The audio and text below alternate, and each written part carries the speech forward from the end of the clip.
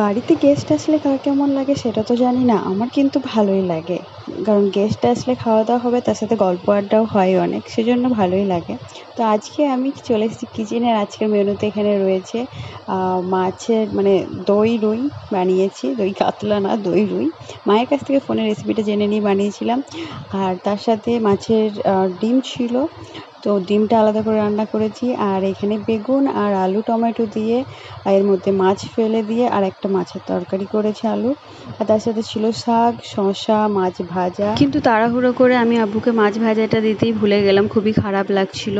আর এরপর আব্বু বেরিয়ে পড়ে, আব্বু জাস্ট কিছুক্ষণের জন্য এসেছিলো নামাজ পড়ে, আর খাওয়া দাওয়া করে আব্বু বেরিয়ে যাচ্ছে। অন্যদিকে ভাইয়াকেও আসতে বলেছিলাম, ও ওই 10 মিনিটের ডিস্টেন্সে থাকে।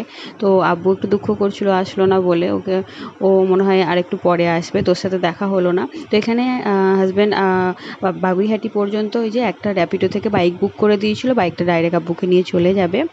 আব্বুকে থাকতে বললাম, বাট কালকে যেহেতু কিছু কাজ আছে, আব্বু একদমই থাকতে